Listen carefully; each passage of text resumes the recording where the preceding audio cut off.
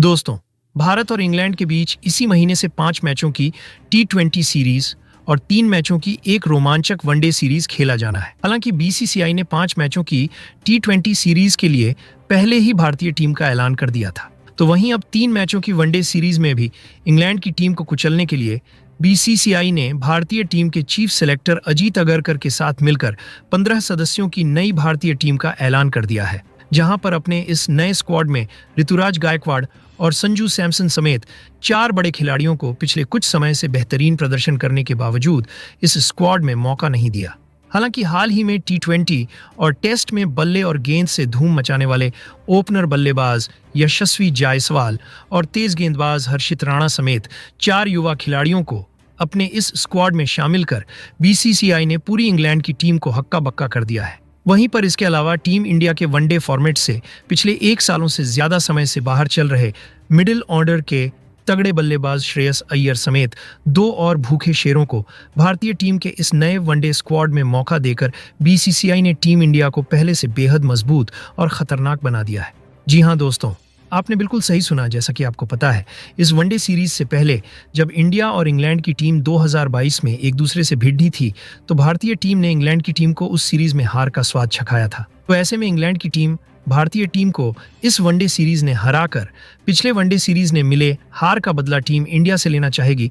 तो team India इस one day series ने इंग्लैंड को हराकर एक बार फिर से इंग्लैंड के ऊपर अपना दबदबा बनाना चाहेगी। इस वजह से हमको दोनों ही टीमों के बीच एक बेहद रोमांचक वनडे सीरीज देखने को मिलेगा। तो दोस्तों, इस वीडियो में आपको देखने मिलेगा भारत और इंग्लैंड के बीच खेले जाने वाले 3 मैचों के वनडे सीरीज का क्या है पूरा शेड्यूल। वहीं पर भारत और इंग्लैंड के बीच इस वनडे सीरीज का पहला वनडे का महामुकाबला कब, कहां और कितने बजे से खेला जाएगा। वहीं पर इसके अलावा बीसीसीआई ने इस वनडे सीरीज में इंग्लैंड की टीम को रौंदने के लिए कौन कौन से 15 सदस्यों की खतरनाक भारतीय स्क्वाड का किया है चयन। वहीं पर इस वनडे सीरीज के लिए भारतीय टीम की क्या हो सकती है सबसे धाकड़ और घातक प्लेइंग 11। वहीं इस वनडे सीरीज के लिए कौन होगा भारतीय टीम का नया कप्तान और नया उपकप्तान।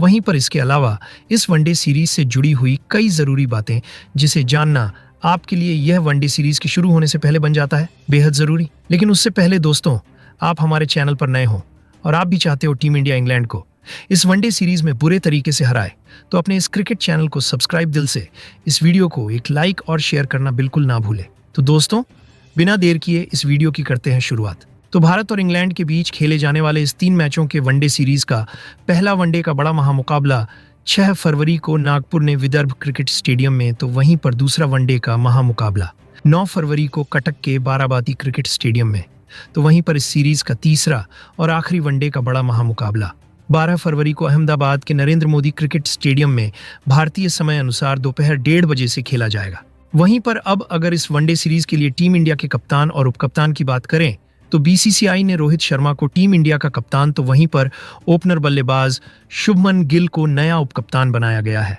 वैसे दोस्तों, आपके लिहाज से भारतीय टीम का वनडे फॉर्मेट का सबसे बेहतरीन कप्तान कौन है?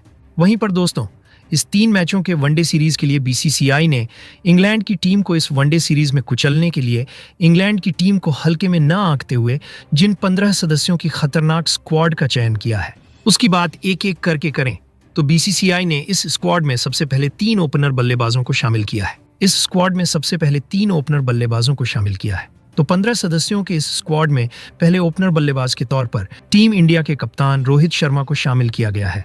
रोहित शर्मा इस समय जरूर वनडे क्रिकेट के सबसे खतरनाक ओपनर बल्लेबाजों में से एक है, जैसा कि हमने पिछले वनडे वर्ल्ड कप और T20 वर्ल्ड कप में बतौर ओपनर बल्लेबाज इनसे ताबड़तोड़ बल्लेबाजी देखने को मिला था।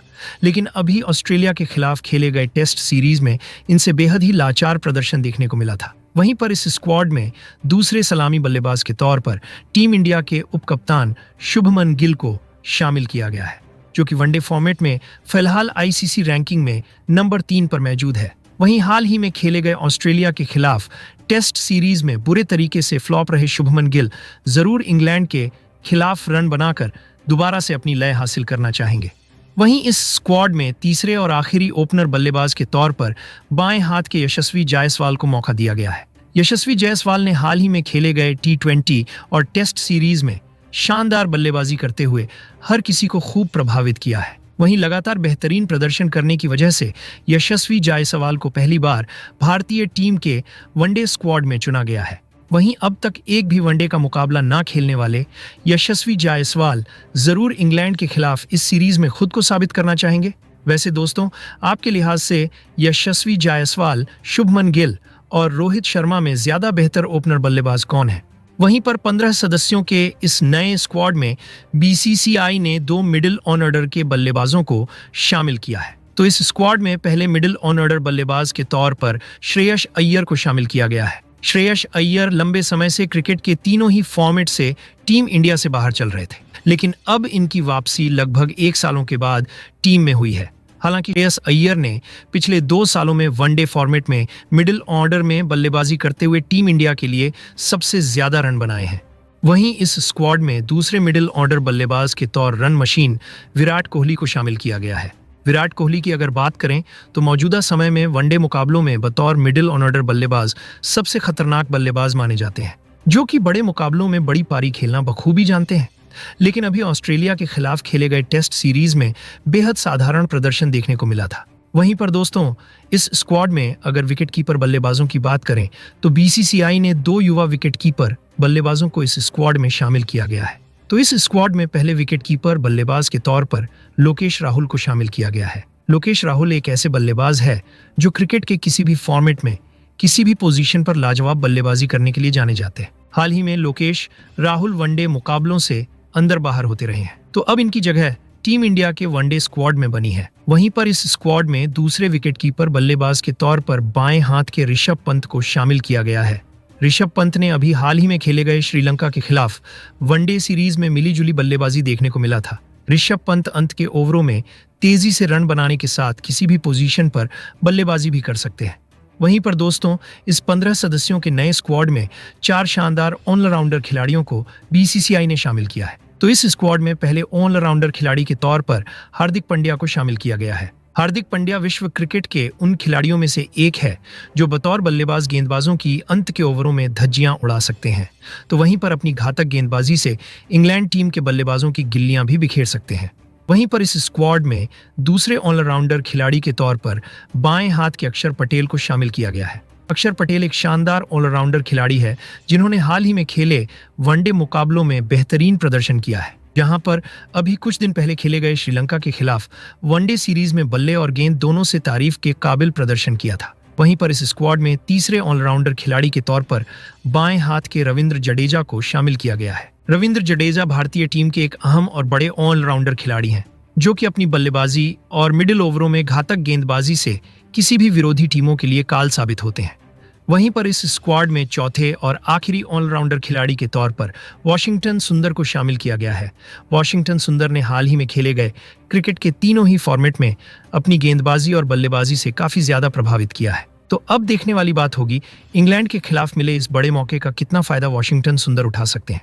वहीं पर 15 सदस्यों के स्क्वाड में बीसीसीआई ने 4 गेंदबाजों को शामिल किया है। तो इस स्क्वाड में पहले गेंदबाज के तौर पर तेज गेंदबाज मोहम्मद शमी को शामिल किया गया है।